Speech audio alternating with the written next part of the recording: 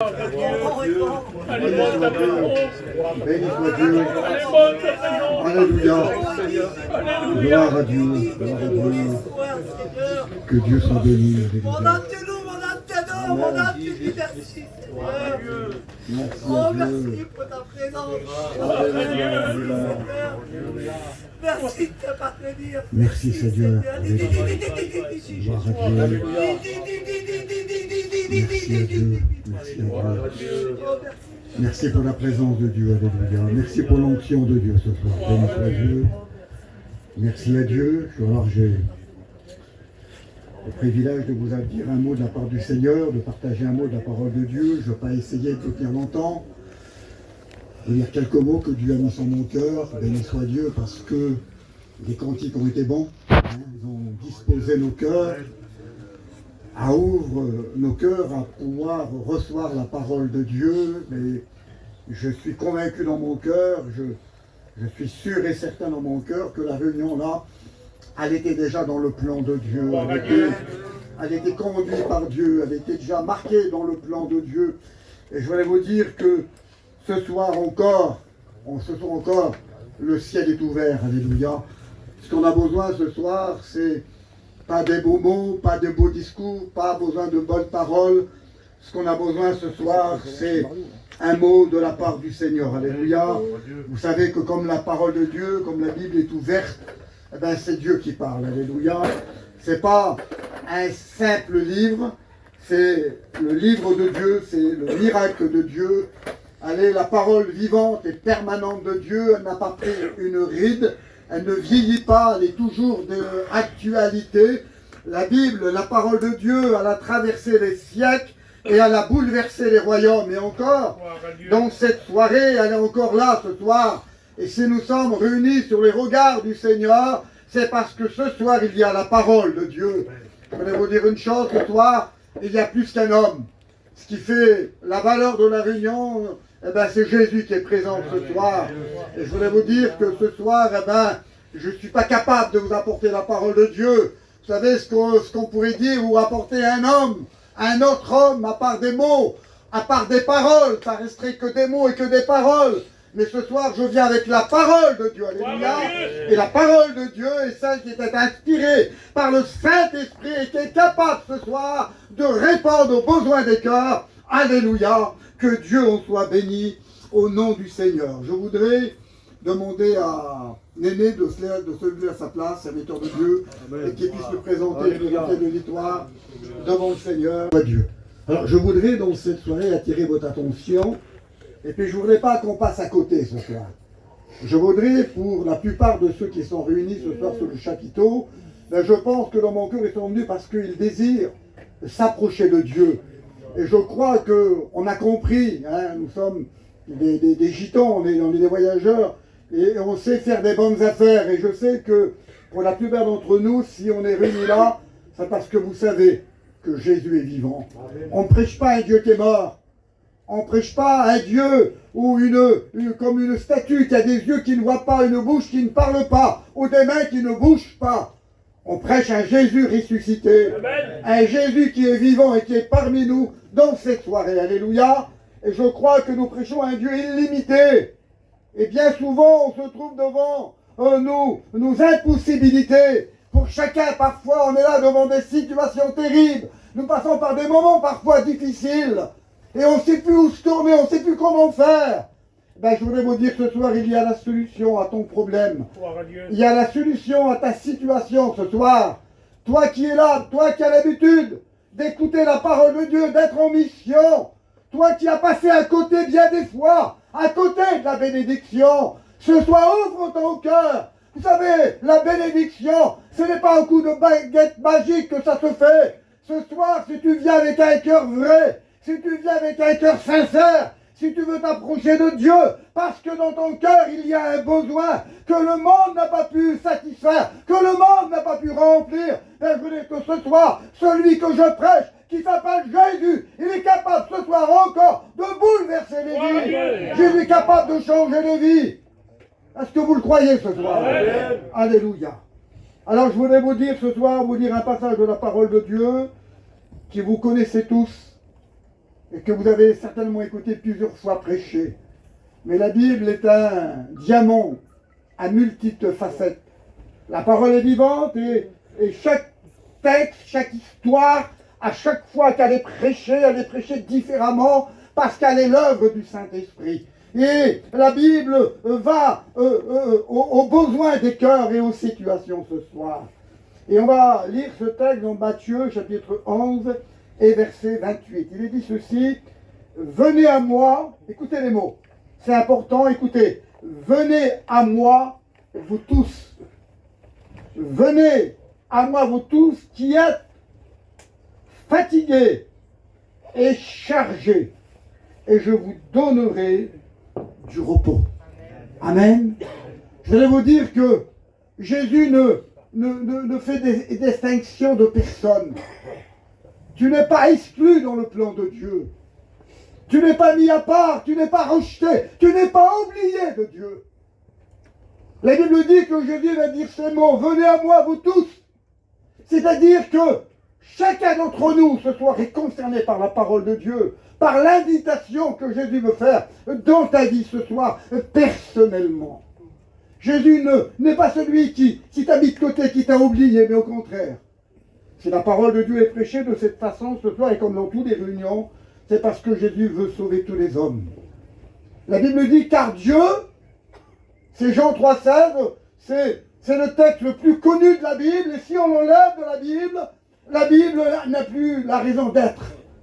Et le centre de la Bible, c'est ce texte de Jean 3,16. Il est dit: car Dieu a tant aimé le monde qu'il a donné son Fils, afin que quiconque croit en lui ne périsse pas, mais qu'il a la vie éternelle. Quiconque, c'est toi ce soir. Toi qui es là ce soir. Je veux dire que ce soir, Dieu s'adresse à toi. Ne dis pas que c'est pas pour toi. Ne dis pas que Dieu t'a oublié. Ne dis pas que Dieu ne pense pas à toi. Ne dis pas que Dieu ne veut pas te bénir ce soir. La Bible dit qu'il avait cette merveilleuse invitation, Jésus. Et puis il va la faire encore ce soir. Il l'a fait il y a 2000 ans. Il l'a fait encore ce soir. Et c'est d'actualité ce soir encore. Les soucis, les problèmes. Vous savez, on vit dans un contexte difficile aujourd'hui. Vous savez, de faire la réunion, c'est difficile. On a toujours la crainte de prêcher la parole de Dieu. Et par rapport aux événements qui sont passés, c'est compliqué de prendre la parole. Parce qu'on se sent, on est conscient, on réalise qu'on n'a pas les mots, qu'on n'a pas les paroles, et que malheureusement on est limité dans notre langage et dans notre intelligence. Mais nous avons la parole de Dieu. Amen. Et on présente Jésus ce soir. Alléluia. Alléluia. C'est celui qui peut bénir les cœurs. C'est celui qui peut toucher les vies. C'est celui qui peut venir au plus profond de ton cœur et puis qui peut changer réellement ta vie. Il est dit, vous tous.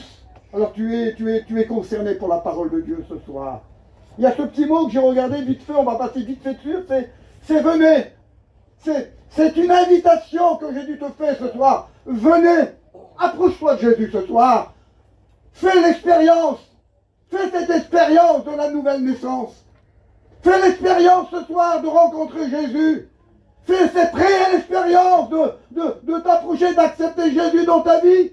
Et c'est en t'approchant, parce que Jésus dit venez, et il t'invite à venir à lui. La Bible dit celui qui croira et qui il sera sauvé, dit la parole de Dieu. Celui qui croira et celui qui sera baptisé sera sauvé. Jésus a toujours fait des invitations. Il n'oblige pas, il ne te force pas. L'évangile, c'est pas un bourrage de crâne en te disant, en te forçant, en t'obligeant. Dieu te donne la liberté dans cette soirée de t'approcher de lui, de venir à lui et de donner ta vie à Jésus ce soir. Je veux te dire que comme on s'approche de Jésus pour l'accepter, on ne se trompe pas. Amen. Des fois, il y a des gens qui hésitent, qui ont peur d'abandonner, de laisser certaines choses du monde. Je veux dire que comme on rencontre Jésus, c'est la plus belle chose qu'on peut faire. C'est la plus belle des vies, c'est la meilleure des vies, c'est la seule vie, c'est Jésus. Jésus est capable réellement de changer ta vie. Vous savez, un homme ne peut pas changer un homme. Un homme ne peut pas changer un homme, on peut pas se changer nous-mêmes. Malheureusement, on fait peut-être parfois des efforts. On essaye de prendre des résolutions. Puis on se rend bien compte qu'on est attaché, lié et tenu par nos liens, par nos passions et par notre péché. Des fois, on voudrait s'en sortir, mais on est dans une prison, renfermé, et on est là, prisonnier de notre situation, de notre vie. Mais je veux te dire que Jésus ce soir a le pouvoir. Dans le nom de Jésus, il y a le pouvoir ce soir de faire le miracle. Dans le nom de Jésus, si tu y crois, il a le pouvoir ce soir de changer ta vie. Et Jésus te dit à toi, ma soeur, pas ma soeur et mon frère, mais à mon ami ce soir, à nos amis qui n'appartiennent pas à Dieu, on rentre grâce ce soir. Venez à Jésus. Venez à Jésus. Et Jésus est capable de changer ta vie. Amen. On n'est pas là pour simplement dire des mots, mais on vous dit la vérité de la parole de Dieu. Il y a ce petit mot qui dit venez à moi. Venez à moi. Jésus t'appelle pas. Et on n'appelle pas les hommes à venir à une église ou à faire partie d'une église. On n'appelle pas les hommes à venir à un pasteur et de suivre un pasteur. On n'appelle pas les hommes à suivre un mouvement vers une lumière. Parce que ça ne changerait pas. On n'appelle pas les hommes à venir et suivre une religion. Ça ne marcherait pas aussi. Jésus t'appelle et il dit venez à moi, moi Jésus. Moi qui ai le pouvoir. Moi qui peux changer ta vie. Moi qui peux faire tomber les chaînes. Moi qui peux bouleverser ta vie. Venez à Jésus. Amen. Venez à Jésus ce soir. Il a le pouvoir, il a l'autorité, le miracle de changer la vie. Je veux te dire qu'il y a des hommes qui se sont approchés de Jésus. Il y a un lépreux qui s'est approché de Jésus. Et puis il s'est approché pas d'un pharisien, pas d'un scribe, pas d'un homme religieux, pas devant un souverain sacrificateur. Pourtant ils avaient les mots, pourtant ils avaient l'habit, pourtant ils avaient l'enseignement avec leur tradition. Mais le lépreux avait compris que c'était auprès de Jésus qu'il a pu recevoir la purification de sa lèpre. Je veux te dire à toi, viens à Jésus. Viens à lui. Viens tel que tu es. Viens. Ne cherche pas à être meilleur. Ne cherche pas à t'arranger avant de t'approcher de Jésus. Viens avec ton cœur repentant. Viens à Jésus tel que tu es. Viens reconnaître ta misère. Moi, je n'ai pas à vous convaincre ce soir, si vous voulez. Je n'ai pas à vous convaincre, le plus grand prédicateur. Il est là parmi nous, c'est le Saint-Esprit. Celui qui convainc de justice, de jugement, de péché. C'est celui qui va t'amener à la croix. C'est celui qui va montrer ton état réellement de ta vie. Et qui va dire, crois. Crois en Jésus. Il est mort pour toi. Il a payé sur le bois du calvaire pour toi. Il a versé son sang pour toi. Il a pris ta place. Il a payé le prix. Tout est accompli. Amen. Viens t'approcher de Jésus. Amen. Viens à lui ce soir. Viens t'approcher, toi qui es malheureux. Toi qui vis loin de Dieu. Toi qui es là et qui est insatisfait. Viens t'approcher de lui. Il est la source d'eau vive qui peut désaltérer ton cœur. Il est le pain qui peut rassasier ton âme. Approche-toi de Jésus ce soir. Approche-toi. Et puis, il est dit ceci, venez à moi, vous tous qui êtes fatigués et chargés. Vous savez, parmi nous ce soir, il y a peut-être des hommes et des femmes qui sont fatigués ce soir, qui ont besoin de trouver du repos. Et le repos, on ne peut pas le trouver si on ne s'approche pas de Jésus. Peut-être que tu es fatigué par la vie, fatigué par rapport à la situation que tu vis aujourd'hui. Et puis, vous savez, j'ai regardé ça un petit peu vite fait, vous savez, on est souvent fatigué comme on travaille. Souvent, on est accablé comme on travaille. Et vous savez, si on lit dans les temps anciens, les gens travaillaient dans les champs. Et vous savez que, en travaillant toute la sainte journée sur les champs, on était fatigué. On était là, on était tellement fatigué qu'on était lassé, qu'on était tellement fatigué, qu'on était anéanti, qu'on est brisé parfois, on est épuisé, on est exténué, on est dégoûté parfois, tellement que la fatigue est sur notre vie, tellement que cette fatigue elle est dans notre foyer.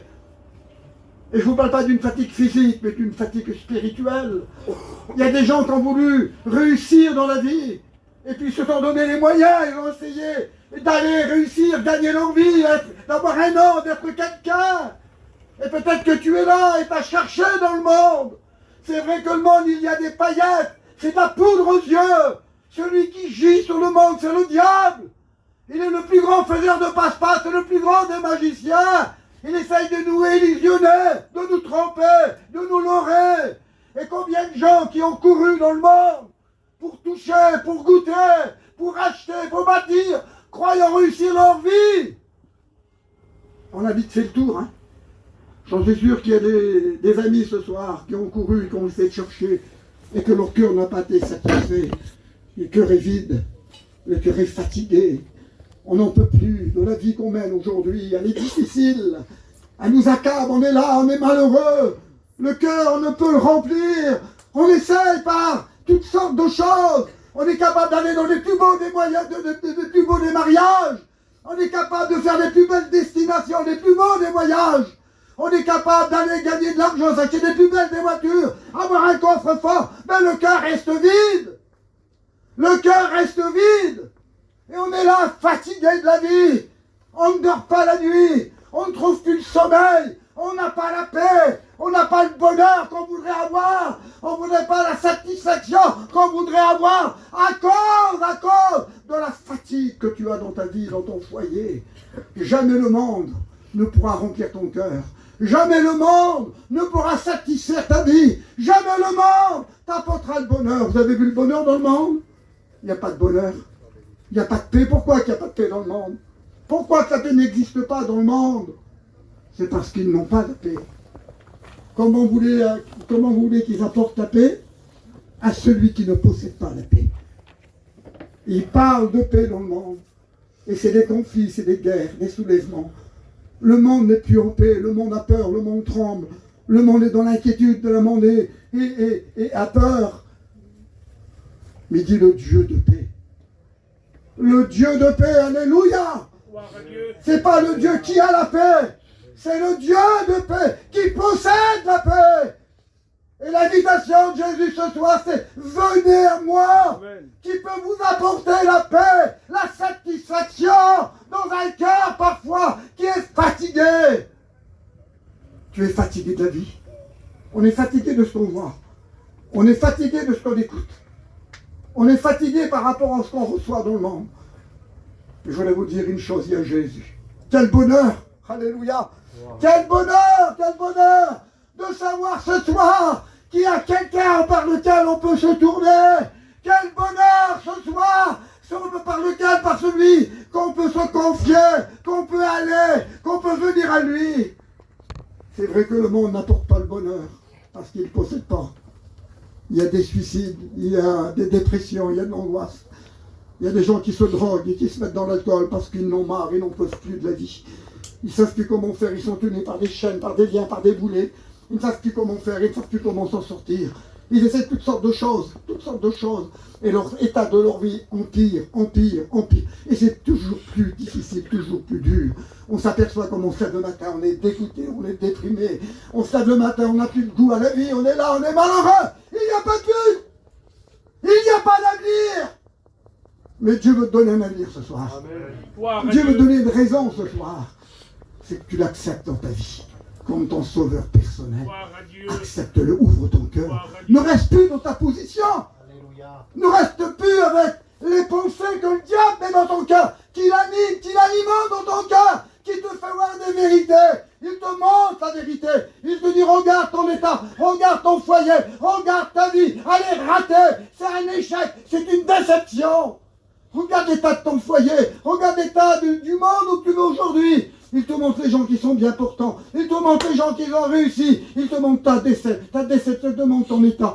Il te fait voir l'état que tu es. C'est un menteur. Depuis 6000 ans, il fait mordre la poussière à la créature créée selon l'image de Dieu. L'homme portait l'image de Dieu. Dieu avait créé l'homme à son image pour être dans le bonheur, pour être dans la paix de Dieu, où Dieu le cultivait, où Dieu le bénissait dans la présence de Dieu. Et la Bible dit que l'homme a désobéi. L'image de Dieu dont l'homme a été défiguré par le péché.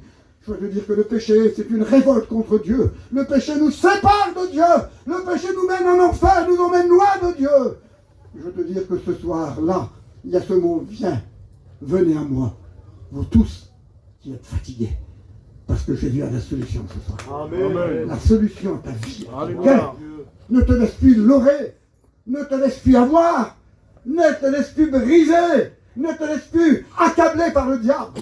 La Bible dit que Jésus, alléluia, à la croix, ça n'a pas été un cri de défaite, mais un cri de victoire, de triomphe. La Bible dit qu'il a amené les autorités, il a amené les dominations, il a enlevé leurs insignes, il les a amenés en spectacle, dit la Bible, en triomphant d'elle. Il a écrasé la tête du diable et ses démons, et les a anéantis, et les a brisés. Pour que ce soir, toi, là, tu puisses trouver Jésus. Amen. Il a brisé le joug à la croix. Il a brisé le joug, la puissance des ténèbres. Les ténèbres n'ont plus de pouvoir si tu te tournes vers Jésus. Le diable n'a plus de pouvoir sur ta vie si tu acceptes Jésus dans ton cœur ce soir. Tu es fatigué. Alléluia. Jésus connaît les cœurs. Jésus dit, je ne suis pas venu pour les bien portants. Je ne suis pas venu aussi pour les justes. Il est venu pour les malheureux. Amen. Il est venu pour ceux qui sont malades.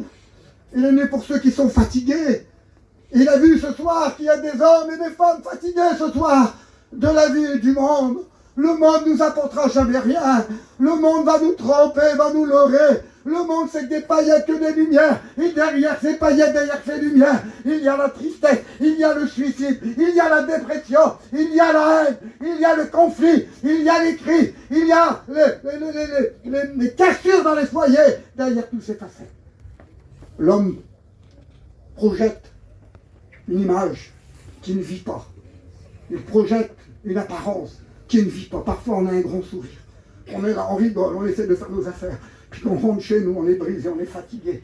À ta femme, ça va plus, on n'a plus d'amour. C'est brisé, c'est des disputes, c'est la colère, c'est les enfants, c'est la famille parfois. On est accablé, on est malheureux à cause de l'entourage parfois qui nous fait plutôt mal que du bien. Jésus connaît ton cœur. Amen. Viens toi qui es fatigué. Viens Jésus. Approche-toi rien d'autre que Jésus. Si tu t'approches de Jésus, Jésus répond à ta prière. Ce soir, Jésus, c'est une ligne directe. Le ciel est ouvert, il est là sur son trône. Il a les regards sur toi de compassion, d'amour. Il a donné sa vie pour toi. Il a payé le prix fort. Ses mains, ses pieds ont été percés, son côté transpercé. On lui a couronné d'épines, on lui a arraché le dos. On l'a défiguré son visage, on lui a craché, arraché la barbe. Tout ça pour toi, tout ça pour toi, tout ça pour toi. Pour que tu te tournes vers lui. Amen. Il a vaincu le diable et les démons. Il a vaincu le mort. Si tu veux, tu ne peux plus être esclave de ton péché qui te rend malheureux, de tes liens. Il peut briser, il peut arracher, il peut enlever les liens qu'il y a dans ta vie. Je le dis sur le 4e point pour terminer la réunion. Regardez ce qu'il dit. C'est pas le même mot. Il y a le mot fatigué, mais il y a le mot chargé. Et le mot fatigué, c'est pas le même mot que chargé. Et Jésus, il est venu donner sa vie pour ces hommes-là.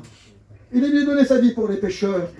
Il savait très bien, parce qu'il est omniscient, omnipotent, omniprésent. La Bible dit qu'il sonde les cœurs et les reins. Ne crois pas que tu es passé inaperçu devant Dieu. Ne crois pas que Jésus n'a pas des regards sur toi, comme tu es chez toi, comme tu n'es pas à la réunion. Ne crois pas que Jésus ne pense pas à toi. Ne crois pas que Jésus ne t'aime pas. Jésus t'aime, même quand tu n'es pas à la réunion. Jésus t'aime comme tu es chez toi et tu pleures. Jésus a des regards parce qu'il est compatissant. Il compatit à nos douleurs, à nos souffrances, à nos épreuves. Jésus, celui qui est compatissant, mais il est miséricordieux. Ça veut dire qu'il pardonne, Jésus. Il pardonne facilement. Il pardonne largement ce soir. Jésus est venu avec son sang ce soir pour te purifier de tes péchés.